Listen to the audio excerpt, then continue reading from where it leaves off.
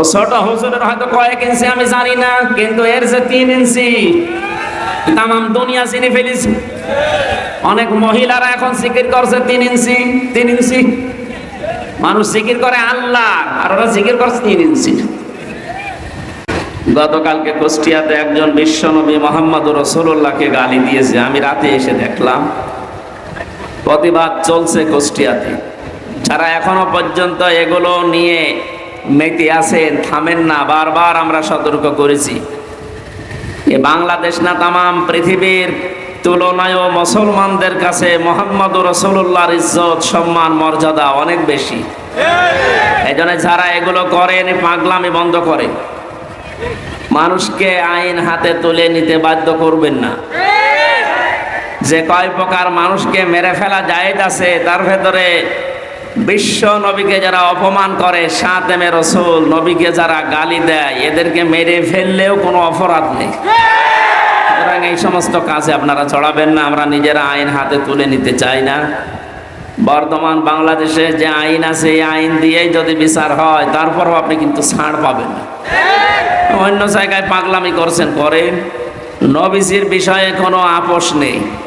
মুহাম্মদুর রাসূলুল্লাহ, আমরা এমনি নামাজ পড়তে না পারি, সিয়াম করতে না পারি, কিন্তু মুহাম্মদুর রাসূলুল্লাহর মর্যাদা আমাদের জীবনের চাইতেও বেশি। লা ইউমিনু আহাদুকুম হাত্তা আকুনা আহাব্বা ইলাইহি মিন ওয়ালিদিহি ওয়া ওয়ালাদিহি ওয়ান নাসি আজমাইন। নবীজি বলেন, অতক্ষণ পর্যন্ত তুমি মুমিন হতেই পারবে না যতক্ষণ সন্তানাদি, স্ত্রী, পুত্র, ছেলে মেয়ে, দুনিয়ার সব মানুষের তুলনায় আমি মুহাম্মদুর রাসূলুল্লাহকে বেশি ভালোবাসা, মহব্বত দিতে না পারবে।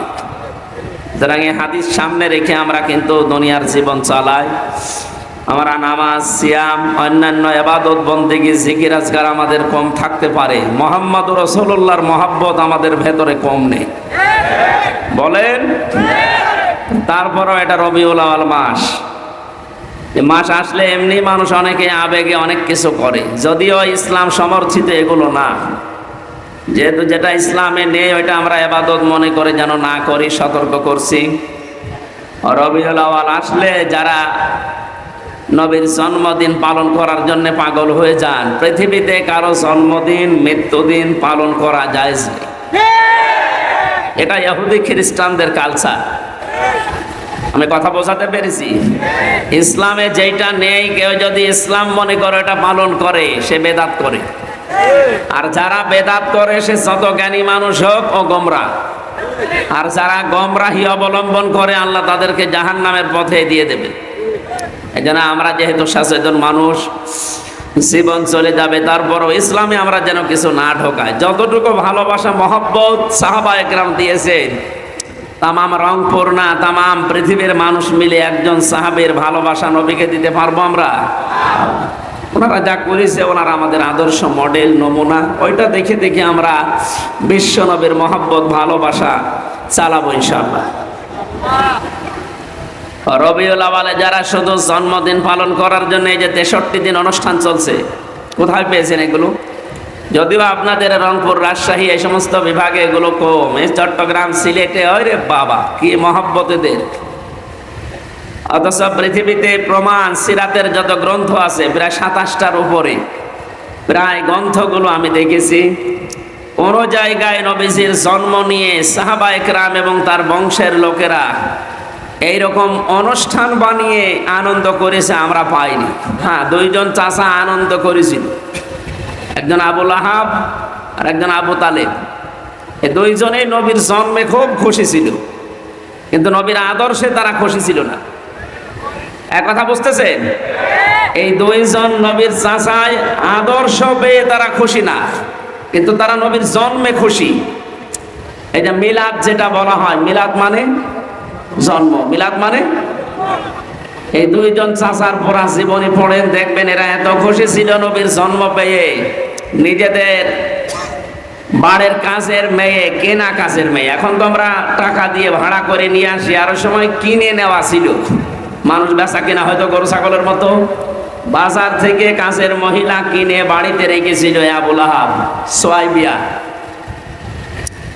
এ মহিলা এসে যখন আবুল আহাবকে জানিয়েছে যে নেতা মালিক আপনার মরা ভাইয়ের সন্তান হয়েছে, খুব সুন্দর।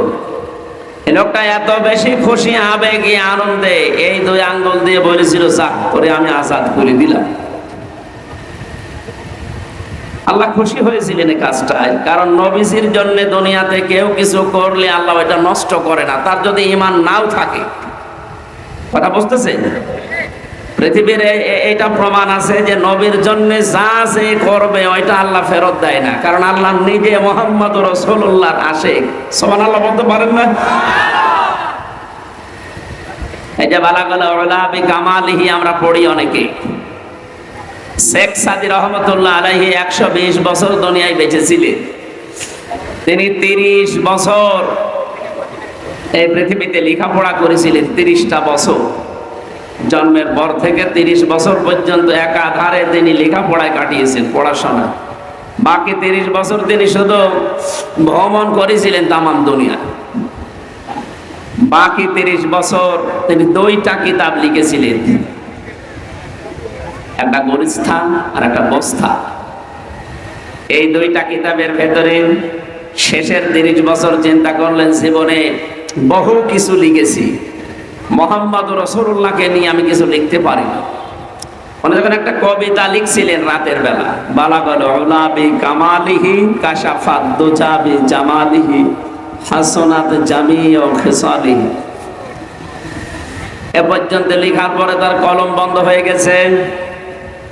তাহাজ্জুদের নামাজ আদায় করে ঈশাই নামাজে তিনি ঘুমিয়ে গেলেন। স্বপ্নের ভেতরে মুহাম্মদ রাসূলুল্লাহ এসে ডাক দিয়ে বলে, সাদি চিন্তা কিসের? এখানে একটা মাসলা বের, আপনারা শুনতেছেন? এই যে এত বড় একজন বুজুর্গ মানুষ শেখ সাদী রহমতুল্লাহ আলাইহি, নাম শোনেননি? উনি নবীজিকে তাহাজ্জুদের নামাজের বাই নামাজের পার্টিতে ঘুমন্ত অবস্থায় স্বপ্নে দেখেছিলেন। কি অবস্থায় বলেন? পৃথিবীর এই চর্মচোখ দিয়ে নবীজিকে জেগে থাকা অবস্থায় দেখা সম্ভব না, কিন্তু আজ 2-3 দিন একটা বিষয় নিয়ে বিতর্ক চলছে। বাংলাদেশের একজন নাম করা আলেম ছিলেন, কিন্তু বাতিলের 5 গোলাম, ফরিদউদ্দিন মাসুদ। এই লোকটা আকীদা পেশ করেছে যে আমি জীবিত অবস্থায় রাসূলকে দেখেছি। নাউজুবিল্লাহ। এটা কোনো মুমিনের আকীদা না, এটা ভ্রান্ত আকীদায় আছে। ও যদি তাওবা না করে ও মুশরিক। এই কথা বলছেন না কেন?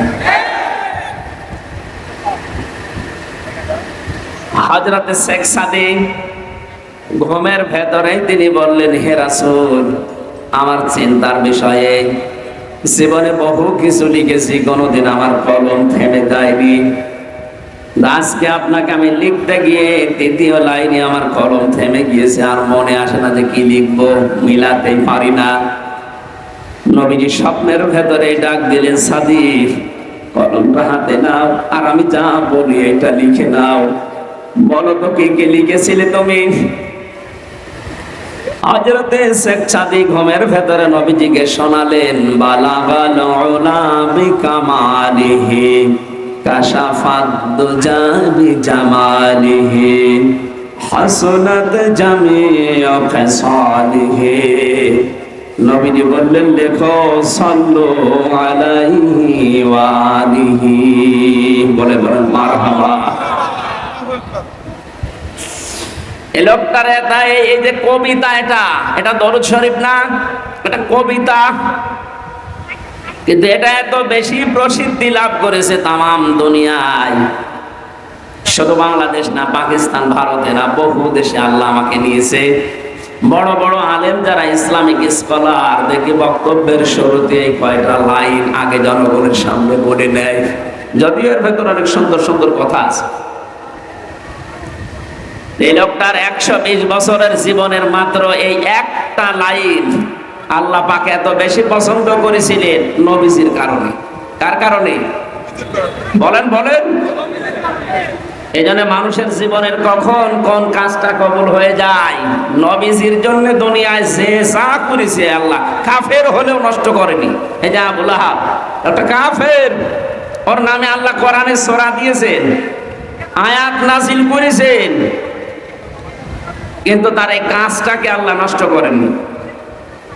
যে দুইটা আঙ্গুল দিয়ে ওই ইশারা দিয়ে নবীর জন্মে খুশি হয়ে নিজের কাছের মহিলাকে আজাদ করে দিয়েছিল, কিয়ামত পর্যন্ত ওকে আল্লাহ শাস্তি দেবে কবরে, এইটা ফাইনাল।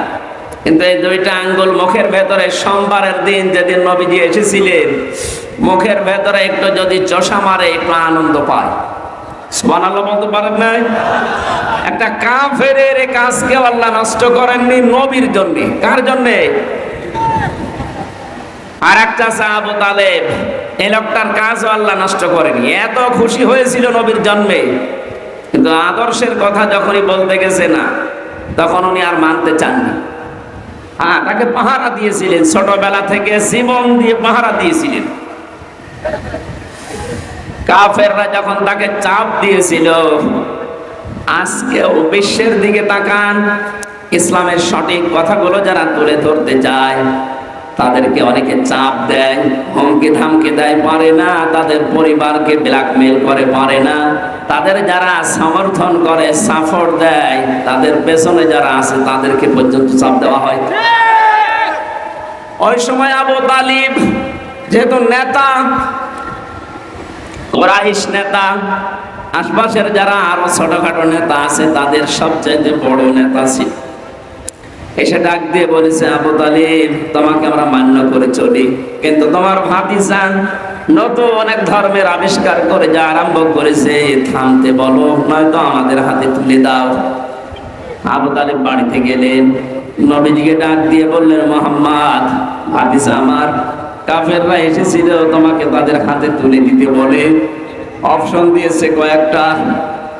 যদি দুনিয়ার সবচাইতে বেশি সুন্দরী মহিলা চাও, এই পুরো আরব জাহানে তোমাকে তারা বিয়ে দিয়ে দেবে।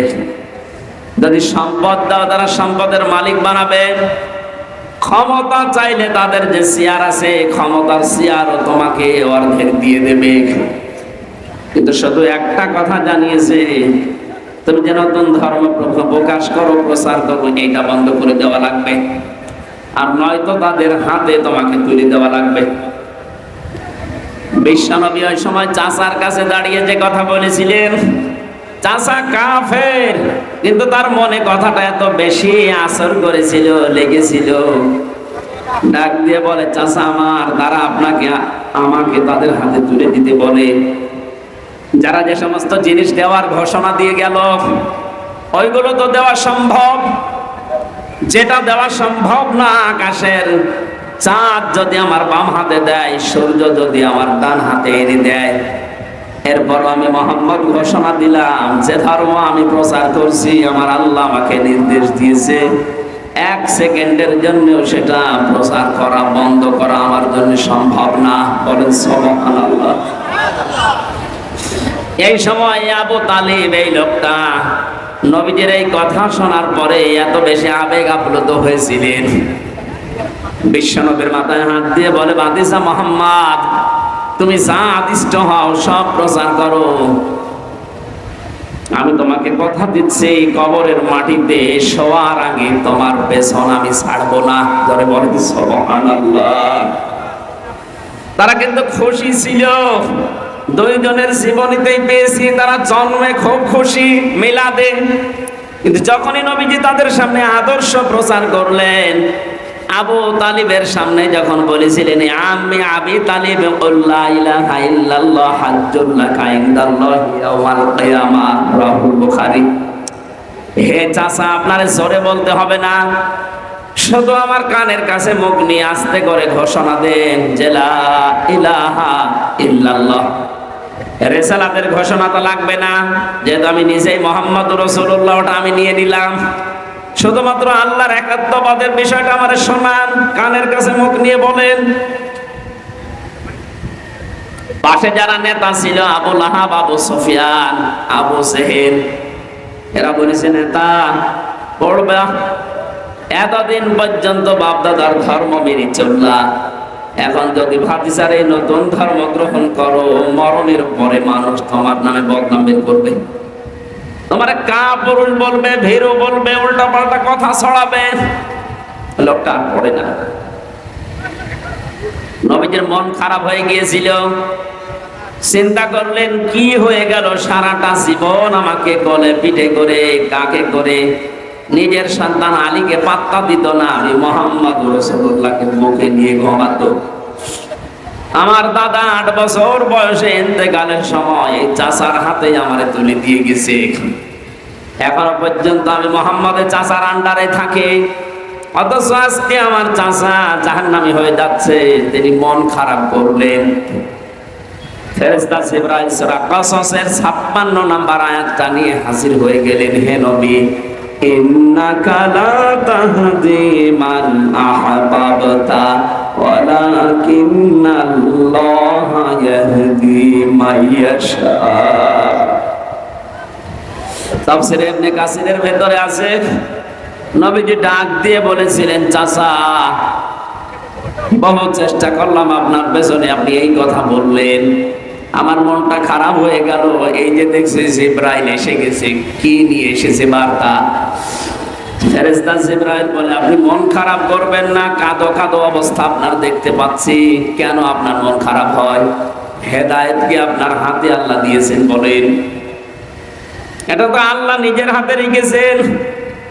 এটা যে আপনার চাচা, এটা আল্লাহ জানে।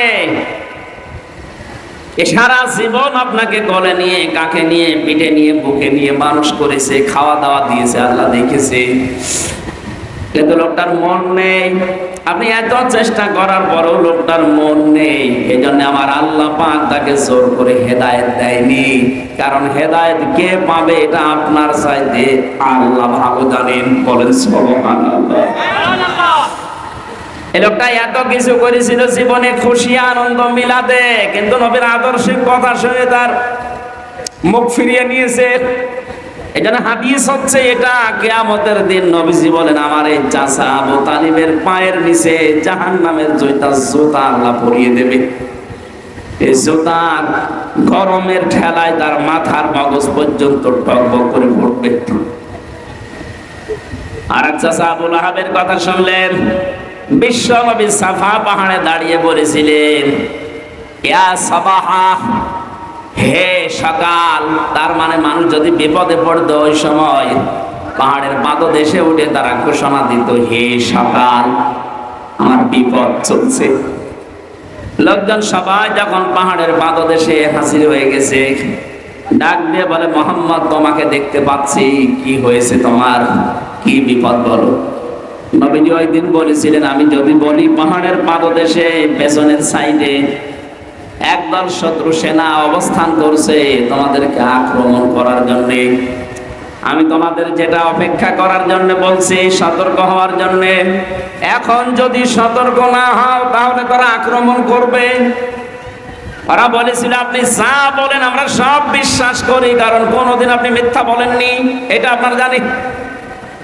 যখনই নবীজি বললেন, তোমরা যদি এই মুহূর্তে আল্লাহর একাত্মবাদের স্বীকৃতি না দাও, তাহলে তার গজবের ফেরেশতারা অবস্থান নিচ্ছে, তোমাদের উপর আক্রমণ চালাবে। সামনে কেউ কোনো কথা বলে নাই। হাজারো মানুষের একটা লোক দাঁড়িয়ে একটা পাথর নিয়ে নবীজির দিকে নিক্ষেপ করেছিল আর জানিয়েছে, তাব্বালাকা আলিহাদা জামাতানা ইয়া মুহাম্মদ, এ মুহাম্মদ তুই ধ্বংস হয়ে যা। বলেন নাউজুবিল্লাহ। এই কথা বলার জন্য আমাদেরকে একত্রিত করলি, তুই ধ্বংস হয়ে যা, বরবাদ হয়ে যা, তুই নষ্ট হয়ে যা। আল্লাহ পাক এত বেশি নারাজ হয়েছিলেন এই কথার দ্বারা, ও হাত তুলে পাথর নিক্ষেপ করেছিল মাত্র 1 হাত দিয়ে। কয় হাত? বলেন বলেন। অথচ কোরআন বলছে, তাব্বাত ইয়াদা আবি লাহাবি ওয়া তাব। এখানে তাব্বাত ইয়াদুন না ইয়াদা নিয়েছিল। তাসনিয়ার কারণে নুনটা পড়ে গেছে, ইসাফতের কারণে নুনটা পড়ে গেছে। তাব্বাত ইয়াদা শব্দের শাব্দিক অর্থ হচ্ছে 2 হাত। আল্লাহ বলেন, আবু লাহাবের 2 হাতই ধ্বংস হয়ে যা। প্রশ্ন আসতে পারে, আল্লাহ কি অবিচারক? বলেন। সে তো 1 হাত দিয়ে পাথর নিক্ষেপ করেছিল নবীর দিকে। আল্লাহ যদি রাগ করে কিছু করেও তাহলে তার 1 হাত ধ্বংস হওয়ার কথা বলবেন? তাব্বাত ইয়াদুন কথা বলে না কেন? 2 হাতের কথা দিলেন।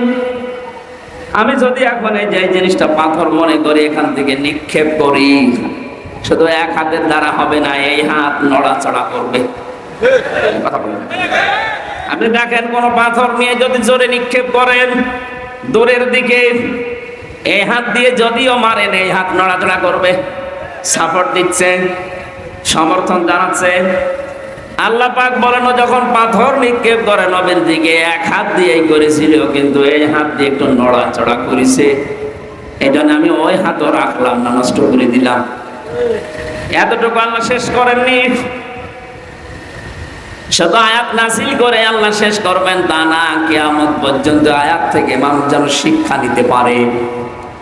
যেহেতু তার দুই হাত আল্লাহ ধ্বংস করেছিলেন, কারণ এতটুকু যে হাত একটু নড়াচড়া করে সাপোর্ট দিয়েছে। আজ ১৫০০ বছর পর বিশ্ব নবীর আদর্শের পেছনে যারা লেগেছেন, বিভিন্ন মানুষ আমরা দেখতে পাচ্ছি, হয়তো আপনি ডান হাত দিয়ে শক্তি সামর্থ্য অনুযায়ী কাজ করছেন, আর বাম হাত দিয়ে পেছনের দরজা দিয়ে অনেক আর টাকা পয়সা ক্ষমতা দিয়ে আপনাদেরকে সাপোর্ট দিচ্ছে। আবু লাহাবের যদি এক হাত দিয়ে পাথর নিক্ষেপ করে দুই হাতে ধ্বংস হয়ে যায়, আজ বিশ্বে যারা মুহাম্মদ রাসূলুল্লাহর আদর্শের পেছনে লেগেছেন আর পেছনে যারা নড়াচড়া দিচ্ছে বাম হাতের মতো, কাউকে আল্লাহ ছাড় দেবে না, ধ্বংস করে দেবে। আল্লাহ পাক বলেন মা আগনা আনহু মালুহু ওয়া মা কাসাব। শুধুমাত্র সে না, তার দুই হাত না, অতাব্বা সে ধ্বংস হয়েছিল, এটা প্রমাণিত। কতদিন পর্যন্ত মরে প্লেগ রোগে পড়েছিল ঘরের ভেতরে, যখন দুর্গন্ধ ছড়িয়েছে এলাকার মানুষেরা তার সন্তানদেরকে আত্মীয় স্বজনদেরকে যখন ঘৃণা ঘৃণা ঘৃণা এই শব্দ উচ্চারণ করেছে যে আপনারা মানুষ, আপনাদের কারণে এলাকায় আমরা বাস করতে পারি না। লোকটা মরে পড়ে, তাকে কবর দেওয়া, মাটিতে দেওয়া, ওর কাছে যাওয়া সব ভয়ে আছে। এখানে নবীজির পেছনে যারা লাগে, তার দুশমন যারা, তাদেরকে আল্লাহ এত বেশি অপমান করে, অপদস্থ করে। আপনি দুনিয়ার দিকে তাকান, এই ১৫০০ বছর আল্লাহ ঠিক ওইটাই করছে। ওদেরকে এত নিচে নামা, এত অপমান করে, ওর কাছেও মানুষ যেতে রাজি না। এই কালা মানিকের দিকে তাকান, হয়তো নবীজিকে কিছু বলেনি, কিন্তু নবীর নায়েব যারা, নবীর ওয়ারিস যারা, নবীর উত্তরাধিকারী, নবীর আলেম যারা, তাদের পেছনে সবচাইতে বেশি ভূমিকা ছিল এই লোকটার। এক কথা বলে না কেন? এবং হাসানুল হক ইনুর, রাশেদ খান মেননের, এই শয়তানরা আর যাই করুক, আলেমদের পেছনে লাগার ১ নাম্বার উস্তাদ ছিল। আল্লাহ এদের অপমানও বেশি করেছে। আর উপরে ঠিকঠাক ভেতরে সদরঘাট যারা ছিল, উপরে আলেমদের সাথে ভালো ব্যবহার করত, আর ভেতরে গোড়া কেটে দিত। তার ভেতরে হাউ আঙ্কেল একজন, ছোট হুজুর যে পিসকে হুজুর, ওইটা আমার সাথে ছিল ছেলে, ও আমারে বলছিল হামজা ভাই, এই হাউ আঙ্কেল উপরে উপরে আমরা দেখি অনেক ভালো মানুষ, ব্যবহারও ভালো করতো। রিমান্ডে আমারে যখন নিয়েছে, হাতির ছিলে রাত 12:30টার সময় আমারে নিয়ে গেল। দুই দিকে রাস্তা ব্লক করা, 12:30 একটায় আমার পুরা পোশাক খুলেছে, হাতে আমার সিগারেট লাগিয়েছে, আর একটা অর্ধ উলঙ্গ মেয়ে লোক কোথা থেকে যেন নিয়ে এসে আমার পাশে দাঁড় করিয়ে ছবি তুলছে। যারা যারা আছে আমার সামনে, পুলিশের কনস্টেবল এসআই যারা, ওরা বলছে এইটা সকালবেলা ইন্টারনেটে দিয়ে দেব, মানুষকে জানবে দেশের মানুষ যে হুজুর কত খারাপ। এত অসহায় মনে হচ্ছিল নিজেকে। এমনিতেই তো আমি ছোট মানুষ ওদের তুলনায়, আমার বয়স বেশি, কিন্তু আমি তো সাইজে ছোট। যে মেয়ে লোককে নিয়ে এসেছে তার মাথা পর্যন্ত আমি, এত লম্বা মেয়ে লোক, আর আমি তো মাত্র 2 হাতের বেশি না, আমারই মাথা পর্যন্ত। এক এসআইকে ডাক দিয়ে বললাম, ভাই আপনারা যা করছেন এটা কি হারুন সাহেব জানে না? মানে উনি তো করাচ্ছে। অথচ তার আগের দিনও রিমান্ডে এত ভালো আচরণ আমার সাথে করে গেল। মাওলানা সাইদি সাহেব মাওলানা মামুনুল হক, এমনকি আমির হামজা, এ সমস্ত নাম নিয়ে বেশ ভালো ভালো কথা বলছিল আমার মুখ থেকে কিছু বের করার জন্য।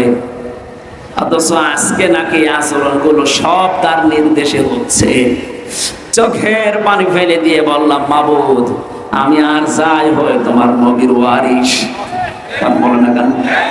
আজকে যা করলো তুমি তো দেখলে, কালকে নাকি ওরা ইন্টারনেটে দেবে।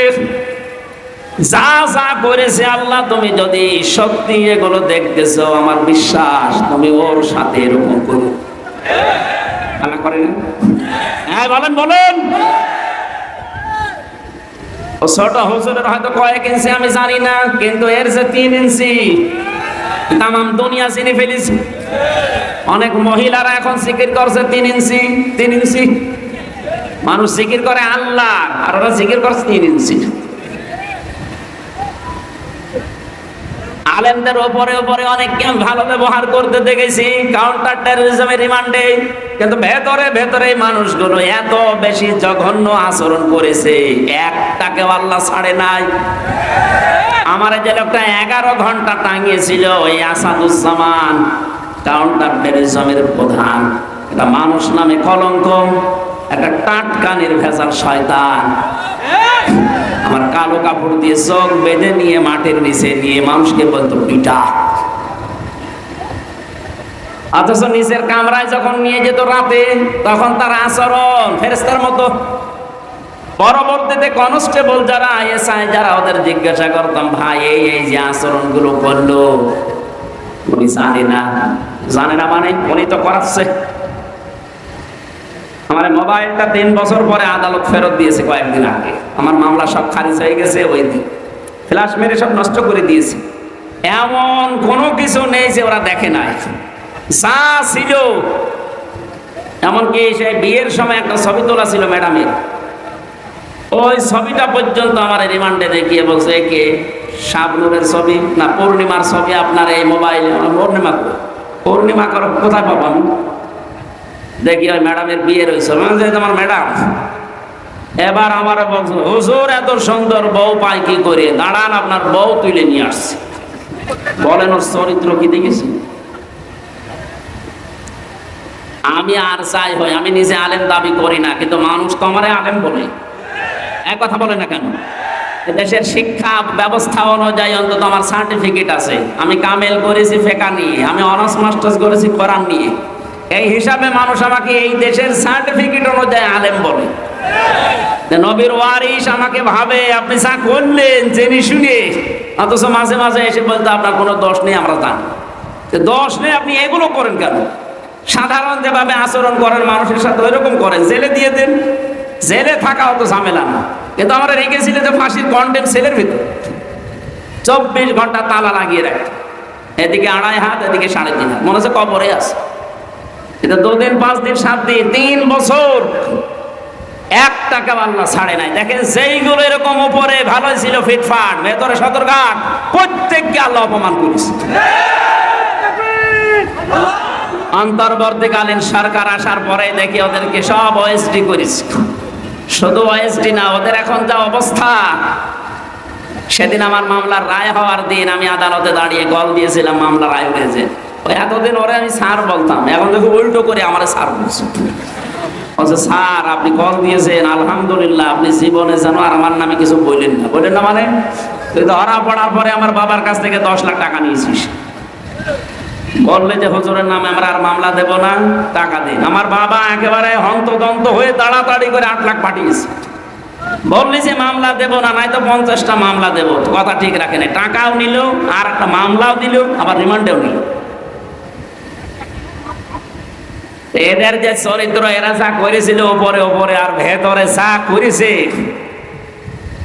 জঙ্গি নাটক সাজিয়ে মনিরুল আমার নামে এই মামলা দিয়ে এমন এমন কাজ করেছিল, মনে করেছিল এর দ্বারা বাংলাদেশ জামাতে ইসলামী এবং ছাত্র শিবিরকে এদেশের এবং বাইরের দেশের মানুষের কাছে একে কালার করে দেব। আল্লাহ পুরা উল্টিয়ে দিয়েছে। জামাত আর শিবির দেশে এখন যে জঙ্গি না, এটা যে মানুষের সঙ্গী, এটা প্রমাণ হয়ে গেছে। ডক্টর শফিকুল ইসলাম মাসুদ মাদ্দাসিল্লুহুল আলী বড় ভাই ঘোষণা দিয়েছে, দেশে যদি ইসলাম উপরে উঠতে পারে, ক্ষমতায় যেতে পারে, জঙ্গি মুক্ত রাষ্ট্র আমরা উপহার দেব। ওদের এখন গাত্রদাহ শুরু হয়ে গেছে, এই আবার কোন কোন মন্ত্র পড়ছে। তোমরা যেটা দিয়ে উল্টা পাল্টা রিপোর্ট তৈরি করে বাইরের দেশকে দেখিয়ে যে না এ দেশ কোরআনের হাতে দেওয়া যাবে না, এ দেশে জঙ্গি আছে, পুরাটা নাটক বানিয়ে মঞ্চস্থ করতে সব এখন উল্টিয়ে গেছে। বাইরের যত দেশ এখন সবাই প্রমাণ পাচ্ছে না এদেশে যারা ইসলামপন্থী এই মানুষগুলো জঙ্গি না, এদেরকে জঙ্গির ট্যাগ লাগানো হয়। ট্যাগ লাগায় কারা? যারা আসল জঙ্গি। হ্যাঁ, কথা বলেন। জঙ্গির নামে যে লোকটার ফাঁসি দিয়েছেন নাটক করে, আব্দুর রহমান শায়েক, এই লোকটা আপনাদেরই আত্মীয়, আমি নাম নিলাম না, কথা বলছেন এখন। এই জন্য আমার কথা ছিল, আপনার যে মাল সম্পদ, আপনার যে রায়, আপনার যে সমর্থন, হয়তো ডাইরেক্ট অনেকে নবীর বিরুদ্ধে, নবীর ওয়ারিসদের বিরুদ্ধে কিছু করে না, পেছনের লাইন দিয়ে অনেকে সাপোর্ট দেয়, তাদেরকেও আল্লাহ ছাড়ে নাই। কারণ এই আয়াত আল্লাহ ১৫০০ বছর আগে দিয়েছে, কিয়ামত পর্যন্ত ছাড়বেও না। সায়াসলা নারং যাতা লাহাব, অতি শীঘ্রই আমি তাকে লেলিহান আগুনে প্রবেশ করাবো। অমরাত, তার স্ত্রীকেও, কারণ তার স্ত্রীও নবীর বিরুদ্ধে ছিল। এখান থেকে প্রমাণ হয় যে সমস্ত মেয়ে কাজ তার স্বামীরা নবীজির বিরুদ্ধে, ইসলামের বিরুদ্ধে, আর বউগুলো মেয়েগুলো ইসলামের বিরুদ্ধে অবস্থান নিয়ে স্বামীকে সাপোর্ট করছেন, তাদেরকেও স্বামীর সাথে জাহান্নামে দেওয়া হবে। এই জন্য বিবেক আপনার আছে, আপনি তার গরু ছাগল না, এটা শুনছেন, পাল্টাবেন নিজেকে। আমরা আসল কথায় আসি, আমরা শুধু নবীর মিলাদে জন্মে আমরা খুশি না, আমরা নবীর আদর্শে খুশি। কারণ জন্ম নিয়ে মিলাদ নিয়ে যারাই খুশি আমরা দেখতে পাচ্ছি তারা সব জাহান্নামী। কথা বলেন ঠিক কিনা? আর দুইজন চাচার কথা জানি, একজন হামজা আর একজন আব্বাস। এই দুইজন আপন চাচা, কিন্তু তারা শুধু জন্মের সময় খুশি ছিল না, তারা খুশি ছিল, আনন্দ করেছে নবীর আদর্শ পেয়ে। এই কথা বলেন না কেন? তারা এত বেশি খুশি হয়েছিল নবীর আদর্শে। এই হামজা এই লোকটা তীর ধনুক চালানোর উস্তাদ ছিল, পশু পাখি শিকার করতে বের হতো। একদিন এক হরিণের পেছনে দৌড়াচ্ছে, মানুষ দেখলে তো হরিণ দৌড়ায়। হযরতে হামজা তীর নিয়ে যখনই তিনি জঙ্গলের ভেতরে এগিয়ে যাচ্ছেন, হরিণ দেখে নিজের কাছে চলে আসতেছে। কি গো আশ্চর্য, হরিণ তো দৌড়াবে আর আমার কাছে আসে। হরিণ একেবারে কাছে আসার পর ডাক দিয়ে বলে, মাবুদ, জীবনে আমার জবানটা খুলে দাও, আমি শুধু নবীর পক্ষে একটা কথা বলে জীবনটা ধন্য করি। আমি আগেই বলেছিলাম নবীজির জন্য পৃথিবীতে যে যা করেছে একটাও আল্লাহ নষ্ট করেনি, একটাকেও আল্লাহ পাক না দিয়ে পারেননি। হরিণ যখনই বলেছে আমি নবীর পক্ষে একটু কথা বলতে চাই, আল্লাহ তার জবান খুলে দিয়েছেন। মানুষের মতো এসে বলে, হামজা, তুমি আমাকে শিকার করার জন্য পেছনে দৌড়াচ্ছিলে, অথচ আমি নিজে শিকার হওয়ার জন্য তোমার হাতে ধরা দিচ্ছি, কারণ আছে। আমি একটা কথা বলতে চাই, আমাকে শিকার করে জবাই করে রান্না করে খেয়ে ফেলো, কোনো অসুবিধা নেই। আমার দুইটা বাচ্চা পর্যন্ত কাঁদছে, তাদেরকেও দরকার হয় সাথে নিয়ে আসি। কিন্তু তোমার এতিম ভাতিজা ভাই নেই, তার একটা সন্তান আব্দুল্লাহর ছেলে মোহাম্মদ। এদেশের নেতা যাকে তোমরা মনে করো আবু জেহেল, রক্তাক্ত করে কাবার পাশে ফেলে রেখে দিয়েছে। আমি তোমার কাছে জানতে চাই, এর কোনো প্রতিবাদ তোমার জানা আছে কিনা? তুমি কিছু করতে চাও? মনের দুঃখ নিয়ে, ভারাক্রান্ত মন নিয়ে এই হরিণকে, হরিণের বাচ্চা দুটোকে ছেড়ে দিয়ে বাড়িতে আসলেন। স্ত্রী কাঁদতেছে, ডাক দিয়ে বলে, বউ আমার কাঁদো কেন? বলে, কাঁদি, আমার তো ছেলে মেয়ে নেই। আমি কাঁদি এই কারণে, তোমার ভাইয়ের ছেলে মোহাম্মদ এতিম মানুষ, তারে আজকে আবু জেহেল মারধর করে কাবার পাশে রক্তাক্ত করে ফেলে রেখেছে। কিছু করবা কিনা? যদি কিছু না করো, আমি তোমার জন্য রান্না বাড়া সব বন্ধ করে দিলাম। নবীজির চাচি হযরতে হামজার স্ত্রীর এই কথাটাকে আল্লাহ ফেলে দেয়নি। সিরাত ইবনে হিশামের ভেতরে আল্লাহ পাক তাকে চিরন্তন করে দিয়েছেন। বলেন সুবহানাল্লাহ। দৌড় দিয়ে ওই ধনুক নিয়ে চলে গেলেন। আবু সাহেল কয়েকজন সাঙ্গ পাঙ্গ নিয়ে মিটিং করছিল যে আজকে মুহাম্মদকে জনমের পিটানো পিটিয়েছি। তীর ধনুক নিয়ে বললে, কেন তুমি আমার ভাতিজাকে মারলে? এই বলেই বললেন আঘাত। ফেনকি দিয়ে আবু সাহেলের মাথা থেকে রক্ত বের হওয়া আরম্ভ হয়ে গেছে। ডাক দিয়ে বললেন, দেখো আমার ভাই বেঁচে নেই, কিন্তু আমি হামজা এখনো পর্যন্ত জীবিত আছে। আমি তার ধর্ম মানি না, তার যে নিজের নতুন ধর্মের দিন এটা আমি মানি না, বিশ্বাসও করি না, কিন্তু আমি বেঁচে থাকা অবস্থায় আমার ভাতিজার দিকে যেন কোনোদিন ধরে না তাকাতে দেখি। ঠেট যখন দিচ্ছিল আশপাশের সাঙ্গ পাঙ্গ তারা ডাক দিয়ে বলে, নেতা শুধু অর্ডার দেন হামজাকে আমরা শুয়ে দেই। আবু সাহেল বলেছে, দেখো ও যখন কথা বলছিল আমার মনে হচ্ছে ওর দুই পাশে দুইটা বাঘ দাঁড়িয়ে আছে। সিরাত ইবনে হিশামে লেখা আছে এই দুইটা বাঘের আকৃতি তাকে আল্লাহ দেখিয়েছিলেন শুধু নবীর পক্ষে হযরত হামজা থাকার কারণে। বাড়তে গেলেন, যাবার পথে হযরতে মুহাম্মদুর রাসূলুল্লাহ কাত হয়ে পড়ে আছে পাহাড়ের পাদদেশে। মাথাটা তার উরুর উপরে নিলেন, ডাক দিয়ে বললেন, ভাতিজা তোমাকে যে আঘাত করেছিল এই মুহূর্তে তাকে আমি আঘাত করে রক্তাক্ত করে ফেলে রেখেছি, তুমি খুশি হয়েছো? নবীজি এবার চোখ তুলে তাকালেন, বললেন, চাচা আপনি এসেছেন, আমার শত্রুকে আপনি ওই পরিমাণে মার দিয়েছেন, আপনি আমাকে বলেন খুশি আছো কিনা? না, আমি খুশি হইনি। হযরত হামজা ওই সময় বলেছিল, ভাতিজা কি করলে তুমি খুশি হবে তাই বলো, আমি আজ তাই করব। নবীজি বললেন, চাচা সত্যি আপনি আমাকে খুশি দেখতে চান, আনন্দিত চান? বলে, হ্যাঁ চাই, বলো। আপনি আবু সেহেল সহ তামাম পৃথিবীর সবাইকে যদি মারধর করেন আমাকে খুশি পাবেন না। আমি খুশি হব তখন যখন আপনি আমার এই আদর্শটা মেনে পড়বেন। লা ইলাহা ইল্লাল্লাহ মুহাম্মাদুর রাসূলুল্লাহ।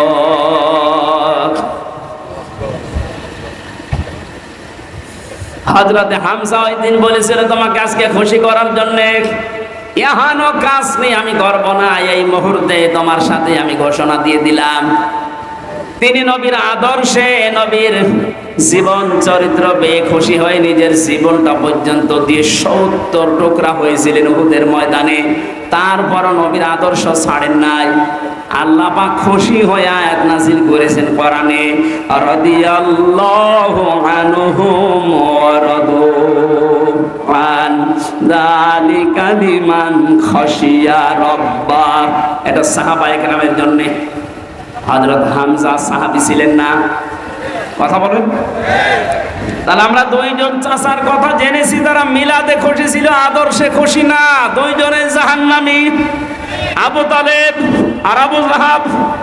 অপর দুইজন চাচা হযরতে হামজা, হযরত আব্বাস, এ দুইজন শুধু তারা জন্মে মিলাদে খুশি হয়নি, তারা আদর্শ পেয়ে খুশি হয়ে গেছে, আনন্দ করেছে, নিজের জীবন পর্যন্ত বিলিয়ে দিয়েছে। আল্লাহ দুইজনকে জান্নাত দিয়ে দিয়েছে।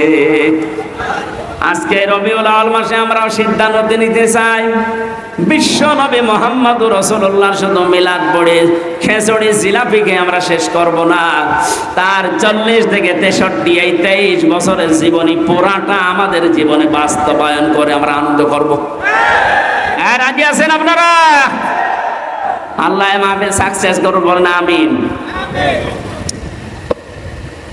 আজকে তেলাওয়াত করেছে সূরা কাসাস 85 নম্বর একটা আয়াত। এটা বিশ্বনবী মুহাম্মদুর রাসূলুল্লাহর সাথে রিলেটেড, এই জন্য এটা পড়লাম। কাসাস মানে ঘটনা সমূহ। কাসাস মানে কি? আল্লাহ রাব্বুল আলামিন বলেন, ইন্নাল্লাযী ফারাদা আলাইকাল কুরআনা লারাদ্দুকা ইলা মাআদ। নবীজিকে আল্লাহ জানাচ্ছেন, হে নবী অবশ্যই আল্লাহ পাক আপনার উপরে কোরআনের আইন মানা ফরজ করে দিয়েছেন। এখান থেকে মাসলা বের হয়, এটা কিছু তো নবীজির জন্য। কোরআনের যে আইনগুলো আছে 500 আইন আছে। কয়টা? বলেন বলেন। এই 500 আইন মানা নবীজির জন্য শুধু ফরজ। এদের ব্যাখ্যা করতে গিয়ে সূরা যুখরুফের 42 নম্বর আয়াতে আল্লাহ জানিয়েছেন,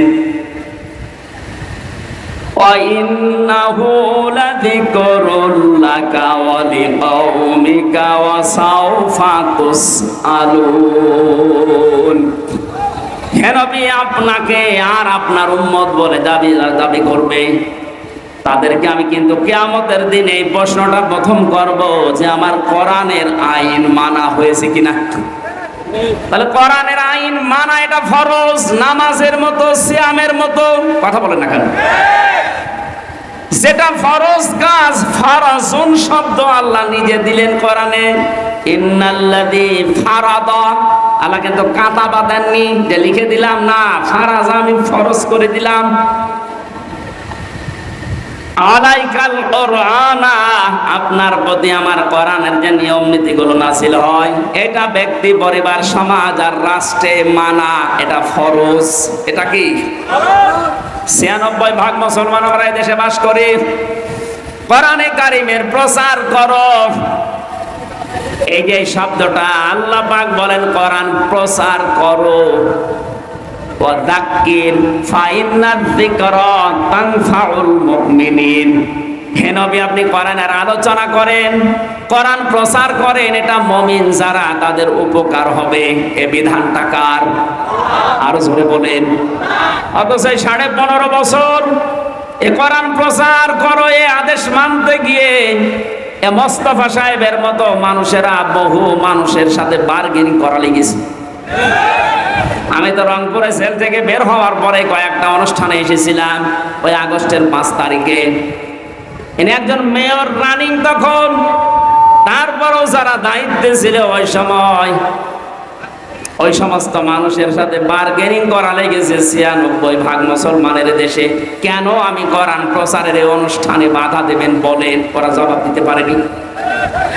এই যে সাক্ষী বসে আছে, জিজ্ঞাসা করেন, পুলিশ কমিশনের কাছে পর্যন্ত ওনার বার্গেনিং করা লেগেছে। অথচ কোরআন প্রচার করা এই নির্দেশ আল্লাহর, এই আইন কার? বলেন বলেন। এই আইনটা মানা তো তার জন্য ফরজ ছিল, কিন্তু নিজের চেয়ার ঠিক রাখতে গিয়ে, সালেমের তোষামত করতে গিয়ে, সালেমের স্বপ্ন পূরণ করতে গিয়ে তারা কোরআনে পর্যন্ত বাধা দিয়েছে। আল্লাহ পুরাটা উল্টিয়ে দিয়েছে আজ।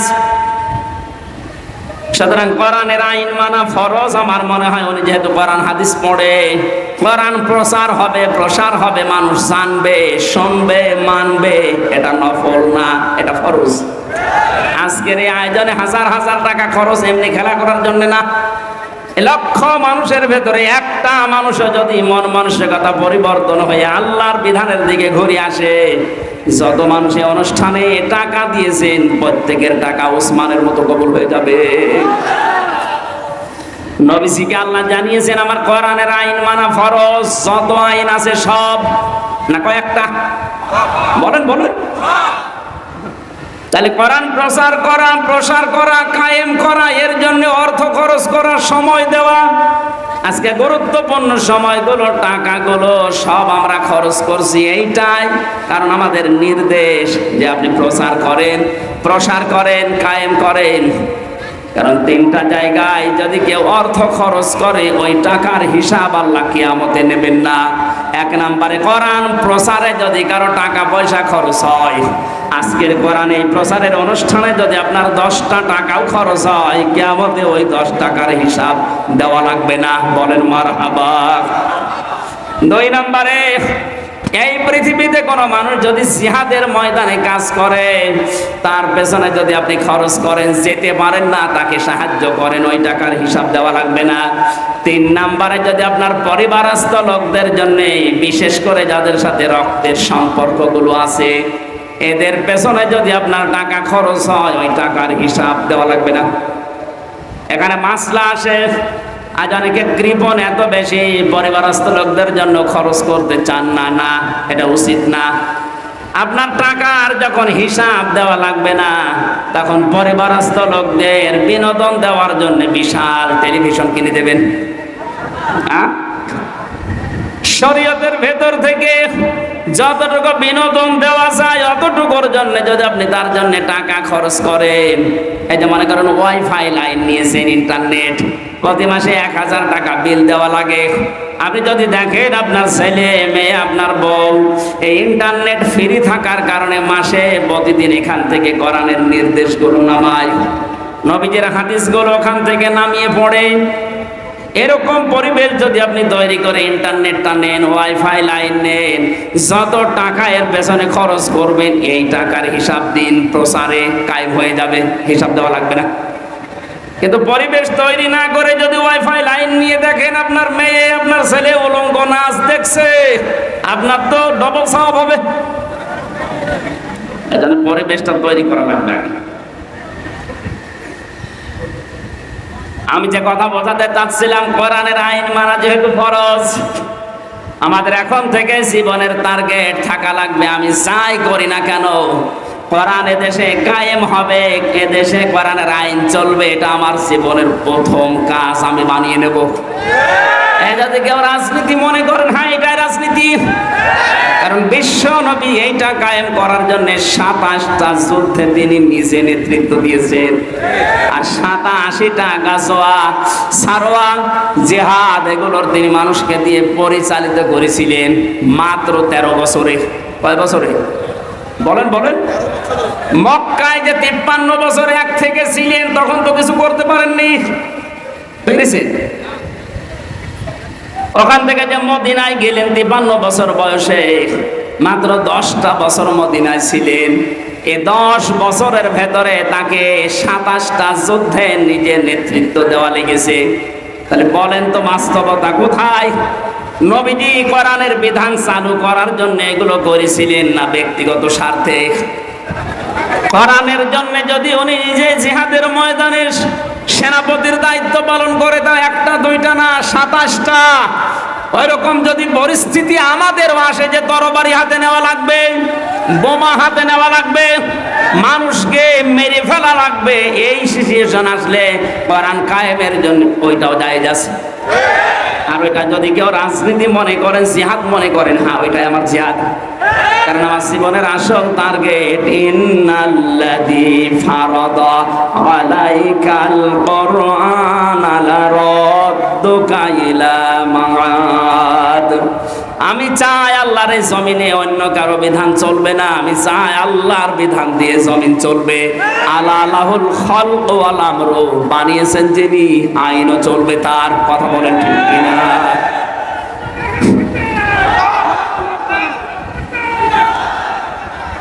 এবার আসেন দ্বিতীয় শব্দে, লারাদ্দুকা। এই আলেম যারা আছেন, জ্ঞানী মানুষ যারা, গ্রামার বসে আর্মি লাম দিয়েছেন আল্লাহ, লামে তাকিদ। আল্লাহ বলেন লারাদ্দুকা ইলা মাআদ। হে নবী, এটা কায়েম করতে গিয়ে আজকে আপনি অসহায় হয়ে পড়েছেন, কেউ আপনার পাশে নেই, শুধু একজন মানুষ আপনাকে সাপোর্ট করছে বন্ধুদের ভেতরে, হযরত আবু বকর। লারাদ্দুকা ইলা মাআদ, আপনাকে আজ ওরা যেখান থেকে তাড়িয়ে দিচ্ছে, এই জায়গায় আমি আল্লাহ আপনাকে আবার ফেরত নিয়ে আসবো বীরের বেশে। 1500 বছর আগের এই কথা, আমার মনে হয় 2014 সালের 5 আগস্টে আল্লাহ বাস্তবে দেখিয়েছেন। এই 15.5 বছর যাদের নাম উচ্চারণ পর্যন্ত এ দেশে নিষেধ ছিল, 5 দিন আগেও যাদেরকে নিষিদ্ধ ঘোষণা করেছিল, কথা বলে না কেন? মনে হচ্ছিল ওই সময় পুরো জমিন আমাদের জন্য সংকীর্ণ, কোন জায়গায় আমাদের জায়গা নেই। শেষের 5 দিন কি অবস্থায় ছিলেন আপনি বলেন? আল্লাহ বলেন লারাদ্দুকা ইলা মাআদ। আপনি যাচ্ছেন আজকে একা একা। নবীজি ওখান থেকে বের হলেন, বাড়ি থেকে বের হয়ে তিনি আবু বকরের বাড়ি থেকে ডাকলেন, আবু বকর। সঙ্গে সঙ্গে হযরত আবু বকর একটা টোপলা মাথায় নিয়ে দাঁড়িয়ে নবীজি বলেছিলেন তুমি কি ঘুমিয়েছিলে না? একটা ডাক দিলাম তাও আস্তে করে চলে আসলে মানে। হযরতে আবু বকর বলেছিলেন, হে রাসূল 6 মাস আগে আপনি শুধু ইঙ্গিত দিয়েছিলেন যে হিজরত করা লাগতে পারে, তোমাকে সাথে নিতে পারি। আমাকে নেবেন, আপনি বলেননি নিতে পারি। এ পর্যন্ত শোনার পরে আজ 6 মাস আমি প্রস্তুতি নিয়ে আছি, টপলা টপলে যা আছে বেঁধে আমি দরজার সাথে এটা লাগিয়ে হেলান দিয়ে ঘুমিয়ে পড়ি, না জানি কখন এসে আপনি আমার আবু বকর বলে ডাক দেন। নবীর কথা শোনার জন্য তারা 6 মাস দরজার সাথে পেট লাগিয়ে ঘুমায়। আর বিশ্ব নবীর আদর্শ আজ ভুলণ্ঠিত হয় দেশে। বিশ্ব নবীর আদর্শকে বিদায় করার জন্য 15.5 বছর বহু চেষ্টা চালিয়েছে। কথা বলেন না কেন? নবীর শিক্ষাকে মাইনাস করেছে। কি সুন্দর একটা হেরা গুহা, এই যে গারে সোর আবু বকরের এই যে কাহিনীটা আমাদের 3-4 পড়াতো, কি নাস্তিকরা আসলে 15.5 বছর ওইটা মাইনাস করে দিয়েছে। তারা নবীর একটা কথা মানার জন্য 6 মাস ঘুমায় না, হেলান দিয়ে ঘুমায়। আরে 15.5 বছরের ভেতরে ওরা আল্লাহর নবীর জীবনী পর্যন্ত শিক্ষা ব্যবস্থা থেকে বাদ দিয়ে দিল। প্রতিবাদ করার মতো কায়দা ছিল না। কথা বলে না কেন? যা করেছেন পুরাপুরি উল্টি আমরা আগের অবস্থায় ফিরে দিতে চাই। এই অবস্থায় থাকলে আগামী 10 বছরে দেশে নাস্তিক দিয়ে ভরে যাবে। ওরা যে সিস্টেম চালু করে গেছে, এজন্য আমার মনে হয় বাংলাদেশে ইসলামপন্থী মানুষ এখন যারা আছে সবচেয়ে বেশি ঘৃণা করে এই নওফেলকে।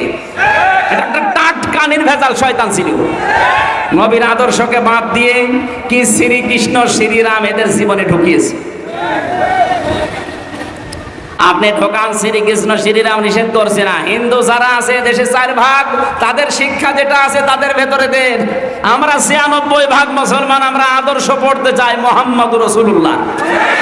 কারো বাবার আদর্শ আমরা পড়তে চাই না। মানুষের জীবনী পড়ে আমাদের জীবন পরিবর্তন হবে না, হবে একজনের জীবনীতে, তার নাম মুহাম্মদুর রাসূলুল্লাহ। এর আগে যে মহিলা ছিল প্রজাপতি মহিলা, ওর নাম দিয়েছিল প্রজাপতি মন্ত্রী। পররাষ্ট্রমন্ত্রীর দায়িত্বে যখন ছিল শুধু ঘুরে বেড়াতো, কোনো কাজ নেই। আজকে শুনলাম আরো 5 দিন রিমান্ডে। ডিম দেওয়া দরকার এই সমস্ত মানুষকে। এগুলো মানুষ নামে কলঙ্ক। আমাদের একেবারে মাথা ভেঙে দিয়েছে, জাতির শিক্ষা ব্যবস্থা পুরো ধ্বংস করে ফেলেছে। আহ্বান জানাবো ধর্ম মন্ত্রণালয়ের যিনি দায়িত্বে আছেন উপদেষ্টা হিসাবে ডক্টর আফাম খালিদ স্যার, খুব তাড়াতাড়ি আমাদের আগের অবস্থাগুলো, আমাদের নবীর জীবনীকে আবার সন্নিবেশিত করা হোক। আমাদের জীবন অবশ্যই এই রবিউল আউয়াল মাসের দাবি, এটা আমাদের জীবন পাল্টাবে। কারণ নবীজির জীবনী দেখে দেখে যদি সাহাবায়ে কেরাম নিজের ধর্ম ছেড়ে দিতে পারে, নবীর আদর্শ পড়লে আমাদের জীবন পাতা পাল্টাবে না? বলেন, আমরা আশা করছি পাল্টাবে। বিশ্বনবী তাকে নিয়ে চলে গেলেন গারে সৌর, যেটা বলা হয়। আমি নিজে উঠেছি, 3.5 ঘন্টা লেগেছে আমার মতো যুবক মানুষের। তাও তো ওই সময় আমার বয়স ছিল 30। 3.5 ঘন্টা ওই জায়গায় উঠে দেখলাম আল্লাহর নবী যেখানে বসেছিলেন, ঘুমিয়েছিলেন একটু আবু বকরের উপরে মাথা দিয়ে। ওরা যেখানে আক্রমণ করার জন্য ওই জায়গা পর্যন্ত গিয়েছিল, প্রত্যেকটা জায়গায় নবীজিকে আল্লাহ নিজে দায়িত্ব নিয়ে বাঁচিয়েছেন। সাপে কামড় দিয়েছিল আবু বকরকে, নবীজির থুথু মোবারকের কারণে আল্লাহ ব্যথা নিরাময় করে দিয়েছেন। মাকড়সা এবং কবুতর এসে জাল বনিয়ে ডিম পাড়া অবস্থায় নবীজির জীবনকে রক্ষা করেছে। মাকড়সার জালের নিচ দিয়ে যখন এই শত্রুদেরকে দেখা যাচ্ছিল, বিশ্বনবী ওই দিন নিজের সাথী আবু বকরকে বলেছিলেন, লা তাহজান ইন্নাল্লাহা মা'ানা। হে আমার সাথী, পাহাড়ের সাথে ভয় পাবেন না, আমরা 2 জন না। ওরা যদি অনেক মানুষের পা আমরা দেখতে পাচ্ছি, আমরা 2 জন না, আমাদের সাথে মহান আল্লাহ আছেন। বিপদের এই কঠিন মুহূর্তে নবীজির এই কথাকে শোনার পরে আল্লাহ এত বেশি খুশি হয়েছিলেন, তাদেরকে ধোঁকা দিয়ে বোকা বানিয়ে ওখান থেকে আল্লাহ সব ফেরত পাঠিয়েছেন। কষ্ট করে করে নবীজি ওখান থেকে মদিনায় যাচ্ছিলেন, কিন্তু পা ছেঁচাড় দিতে দিতে যায়, দেখে হযরত আবু বকর। তিনি ডাক দিয়ে বলেন, আবু বকর, পায়ে কি ব্যথা? সাপে কামড় দিয়েছিল, এই জন্য কি পায়ে ব্যথা পেয়েছো? পায়ে আমার ছাঁচড় দাও কেন? হযরতে আবু বকর বলে, ইয়া রাসূলুল্লাহ, সাপে কাটার যন্ত্রণা তো ওই সময় শেষ হয়ে গেছে, কিন্তু আপনি যখন সামনে দিয়ে হেঁটে যাচ্ছিলেন, পেছনে আমি যখন হেঁটে হেঁটে যাই, দেখলাম আপনার পায়ের ছাপ মাটিতে, বালি মাটিতে পড়তে পড়তে যাচ্ছে পাহাড়ি এলাকায়। আমি আবুল হাবকে চিনি, অত আবুল হাকাম মানুষের পায়ের চিহ্ন পর্যন্ত দেখে বলে দিতে পারে এটা কার ছেলে, কখন হেঁটে গেছে। যদি কিছুক্ষণ পরে সকালবেলা এই রাস্তা দিয়ে যেতে যেতে দেখে যে আমরা হেঁটে গেছি, আমাদের ধরে ফেলবে। এই জন্য পা ছাঁচড় দেয় যেন আপনার পায়ের দাগগুলো মুছতে মুছতে যায়। গেলেন মদিনাতে, 10টা বছর অবস্থান করলেন। আজকে তিনি আর সাধারণ মানুষ নেই, যাওয়ার সময় নিয়ে গিয়েছেন কয়জন? আরো জোরে বলেন বলেন। এবার আসার সময় আসতেছেন 10,000 সাহাবী নিয়ে, প্রত্যেকের হাতে তরবারি। আমার তো মনে হচ্ছে 5 তারিখে, এর আগে যে 5 দিন আগে মাত্র 1 তারিখে নিষিদ্ধ ঘোষণা করেছিল, 5 তারিখে 5 দিনে এই দেশে 100 জনের 58 জন মানুষ ইসলামপন্থী হয়ে গেছে। কয়েকদিন আগের জরিপ বলছি, এদেশে 100 জনের 58 জন মানুষ এখন চাচ্ছে যে দেশটা ইসলাম দিয়ে চলুক। আপনি যেতে দেন এভাবে কয়েকদিন, দেখবেন এদেশে 100 জনের 100 জন মানুষই বলবে যে আমরা ইসলাম দিয়ে দেশ চালাতে চাই। আর ইসলাম দিয়ে চললে টাকা পাচার হবে না, বেগম পাড়া হবে না। এক কথা বলে না কেন? কেউ খেয়ে থাকবে, কেউ নেই খেয়ে থাকবে না। ইসলাম আসলে সবাই সমান। নিজের দায়িত্ব নিয়ে যাকাতের টাকাগুলো গরিবের বাড়িতে আপনি দিয়ে আসবেন। যাকাত নেওয়ার জন্য মানুষ দলে দলে পালে পালে আপনার বাড়িতে এসে পিষে মরবে না। নিজের দায়িত্ব থেকে আপনি নিজে দিয়ে আসবেন। অনেকে মনে মনে করে যে ইসলাম যদি এসে যায়, তখন আমি যে লাল পানি খাই, আমি যে একটু ডাল খাই, আমি যে একটু বাবা খাই, আমি যে আকিস বিড়ি খাই, আসিস বিড়ি খাই, কি হবে? এগুলোর কি হবে শোনেন। ইসলাম যদি সত্যি দেশে কায়েম হয়ে যায়, এই যে মেয়র সাহেব যদি এখন বিড়ি খায় কি আমি জানি না, খায় না, আকিস বিড়ি বা আসিস বিড়ি যায় খায়, মসজিদের ভেতরে যদি প্রবেশ করে, পুরা মসজিদটা আল্লাহর রহমত দিয়ে ছায়া দেওয়া। এই জন্য মসজিদে উনি প্রবেশ করলেই বলে, আল্লাহুম্মা আফতাহ লি আবওয়াবা রহমাতিক, হে আল্লাহ তোমার রহমতের দরজা সব আমার জন্য খুলে দাও। একথা বলে না? একথা বলে না কেন? তার মানে মসজিদ হচ্ছে রহমতের জায়গা। পৃথিবীতে কেউ যদি আল্লাহর রহমত পেতে চায়, দয়া চায়, তাহলে তার মসজিদে যাওয়াই লাগবে, মাস্ট বি। রহমতের জায়গা মসজিদ ছাড়া দুনিয়ায় নেই। কিন্তু কোন মানুষ যদি পৃথিবীতে গজব চায়, জেনা ব্যভিচার যেখানে হয়, যেখানে মানবতার লুণ্ঠন হয়, মানুষের অধিকার নষ্ট করা হয়, ওই জায়গায় যেন সে যায়।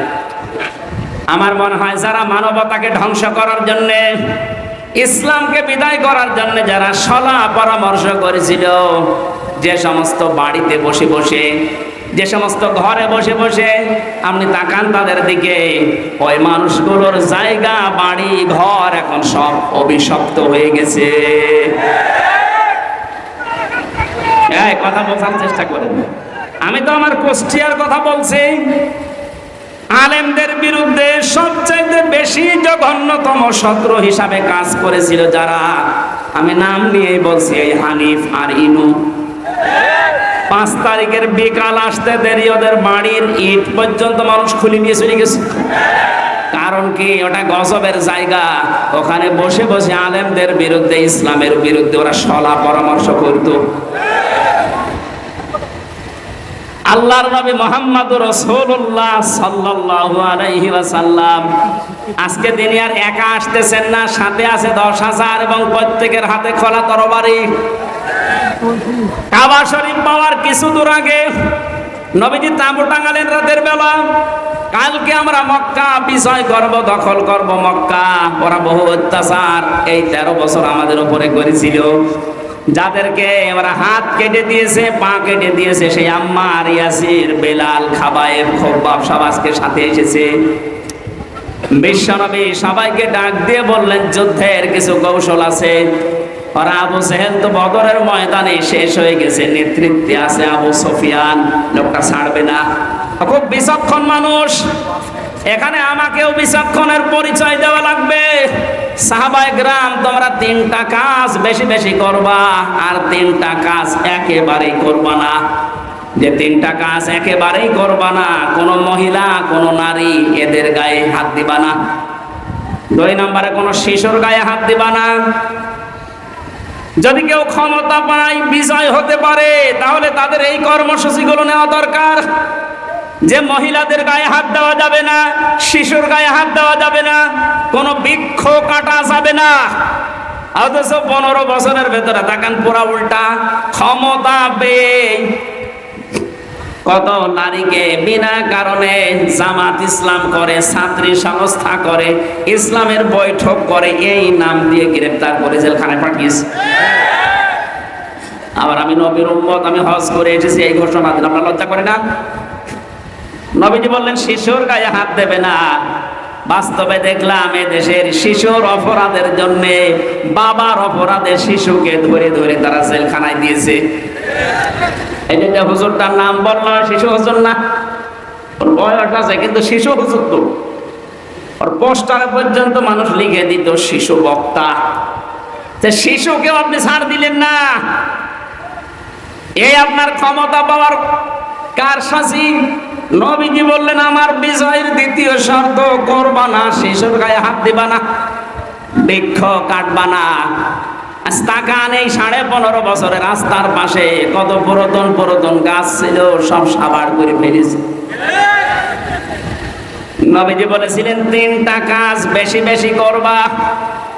1 নম্বরে তোমরা পায়খানা বানাবা কম, আর রান্না করার চুলা বানাবা বেশি। আর আমার শত্রু আবু সুফিয়ানের বাড়িতে কেউ যদি অবস্থান নেয়, তাকে কিছু বলবো না।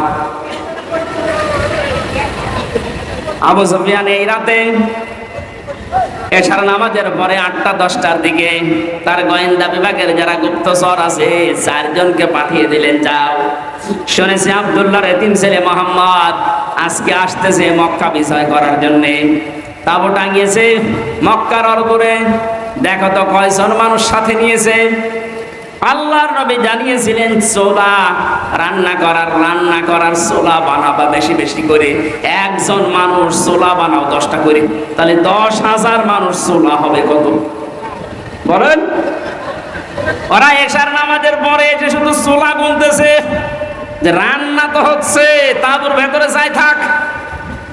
চোলা গুনতে গুনতে ওদের রাত গভীর হয়ে গেছে। ফেরত যে বলেন, নেতা মানুষ কত আছে জানি না, চোলা গুনি শেষ করতে পারিনি। ধমক দিয়ে বলে, তোদের পাঠালাম মানুষ গণনা করতে, তোরা গণনা করলে চোলা হবে না, তোদের দিয়ে আরেক দলকে ফজরের পরে পাঠালেন, যাও। রাতের বেলা হয়তো ওরা টের পায়নি, দেখতে পায়নি, এখন একটু ফর্সা হচ্ছে, এই সময় যাও। নবীজি বলেছিলেন তোমরা পায়খানা বানাবে কম, মানুষ 10,000, পায়খানা 10টা। এ রাতে যেহেতু সবার এই কাছে যাওয়া লাগে, সকালবেলা ওরা এসে দেখে এক একটা পায়খানার সামনে প্রায় 600-700-1000 মানুষ দাঁড়িয়ে। চিন্তা করছে তাঁবুর ভেতরে লোক আছে কিনা জানি না, কিন্তু পায়খানার সামনে অবস্থা কি।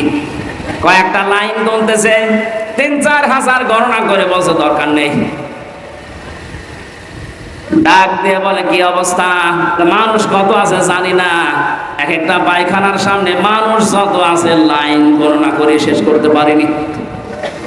আবু সুফিয়ান রাগান্বিত হয়ে বলে, বেটা বিয়াদব লোক, পাঠালাম কি আর করিস কি, তোদের দিয়ে হবে না, আমি নিজেই যাবো। আজ নিজেই সকালবেলা গেছে। নবীজি ফজরের নামাজ আদায় করার পর তিনি যেহেতু এখন প্রস্তুতি নেবেন, আর খালি হাতে প্রস্তুতি নেওয়া জায়েজ নেই। আজ আমরা অনেকে শুধু তসবিহ নিয়ে পড়ে আছি। হ্যাঁ, কথা বলেন না কেন? এই রাতেই তো আপনি 13 তারিখে মার খেয়েছেন, 13 সালে। যদি ওই সময় শুধু তসবিহ না নিয়ে তসবির সাথে আরো কিছু নিতেন, মারতে আসলে আরো ওদের 10টা মারলে 5টা পড়তো। নিজে পাহাড়ের পাদদেশে দাঁড়িয়ে দৃশ্য দেখে নবীজি 10,000 সাহাবীকে তরবারি দিয়ে দাঁড় করিয়ে রেখেছে। সূর্যের আলো লাগতেছে, চিক চিক করে আলো জ্বলে। মনের অজান্তে কথা তার মুখ দিয়ে বের হয়ে গেছে, আহ কি সুন্দর দৃশ্য লাগছে। গিয়েছে একজন, সাথে নিয়ে আজকে এসেছে হাজার হাজার মানুষ নিয়ে। পেছনে তাকিয়ে দেখেন নবীর আপন চাচা হযরত আব্বাস ডাক দিয়ে বলে, আব্বাস তাকাও তোমার ভাতিজার দিকে। আজকের এই দৃশ্য দেখে মনে হচ্ছে তোমার ভাতিজা বিশাল বাদশা হয়ে গেছে। হযরতে আব্বাস বলছে, আবু সুফিয়ান তোমার চোখ তোমাকে ধোঁকা দিচ্ছে। ভালো করে চোখ মোচন করে আবার খুলে দেখো, এর নাম বাদশাহী না, এর নাম নবুয়ত। এর নাম যদি বাদশাহী হতো তাহলে আজকে তোমার আবু সুফিয়ানের কল্লাটা মাথার উপরে থাকতো না, এই ঘাট থেকে আলাদা হয়ে যেত। তরবারি দেখতে পাচ্ছ ঠিক, কিন্তু এর নাম বাদশাহী না, এর নাম নবুয়ত। আমার মনে হয় 1,500 বছর পর 5 তারিখের মে মাসে, আগস্ট মাসের পরে যা দৃশ্য আমরা অন্যান্য দলের পক্ষ থেকে পেয়েছিলাম, যে যেখানে পারে অনেকে লুটপাট আরম্ভ করেছিল, চাঁদাবাজি আরম্ভ করেছিল। একটা মানুষকে দেখলাম, তিনি সবচেয়ে বেশি নির্যাতিত হয়েছিলেন এই প্রায় 15.5 বছরে। তারও তো ক্ষমতা ছিল, তারও লক্ষ লক্ষ মানুষ ছিল এদেশে। তিনি ঘোষণা দিলেন, না আজকের এই দিনে আমি কাউকে কিছু বলবো না, সবাইকে সাধারণ ক্ষমা ঘোষণা করে দিলাম। আমি শুধু বলার জন্য বলছি তা না, বাস্তবের সাথে মিলে যাচ্ছে তাই বলছি। ওনার আদর্শটা রাসূলের কাছ থেকে নেওয়া, কথা বলেন ঠিক কিনা? সব কসুর পাতার মতো কাঁপছিল। নবীজি বললেন, লা তাসরিবা আলাইকুমুল ইয়াউম, কোনো ভয় নেই, চিন্তা নেই।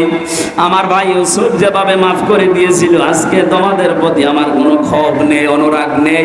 সব আমি আল্লাহর জন্য তোমাদেরকে মাফ করে দিলাম। আজকে এই দৃশ্যটা আরম্ভ হয়ে যায় আগস্টের 5 তারিখ থেকে। এই জন্য 1 মাস আর 16 দিনে এদেশের 35 জন মানুষ চাইতো ইসলাম কায়েম হোক। গত বর্ষ দিনের রিপোর্ট, এদেশে এখন 100 জনের 58 জন মানুষ চাচ্ছে ইসলাম এদেশে চলে আসুক। শুধুমাত্র এই উদারতার কারণে আল্লাহ জানিয়েছিলেন, নবী আপনাকে আমি দিচ্ছি ঠিক, আবু বকরকে সাথে নিয়ে যান, ফেরত আসবেন, আমি গ্যারান্টি দিলাম, একা একা না, আপনি বিজয়ী বেশে ফেরত আসবেন। আল্লাহ পাক নবীর রিসালাতের রবিউল আউয়াল মাসে তার চরিত্র থেকে যে কথাগুলো আমরা শুনেছি, বাস্তবে যেহেতু মিলে যাচ্ছে অনেকের জীবনের সাথে, বাকিটা তিনি কোরআন দিয়ে পুরা আরব জাহান চালিয়েছেন, ওইটাও আমরা পুরা বাংলাদেশকে দেখতে চাই। বলেন আমিন। প্রচন্ড গরম এবং 4:30 পার হয়ে গেছে, এখন আজান হচ্ছে চারিদিকে, এখনই নামাজ হবে। গরমে আমি আর কথা বলতে পারছি না। আর রাতের বেলা আজকে একটা মাহফিল আছে, কোথায় যাবেন? হ্যাঁ।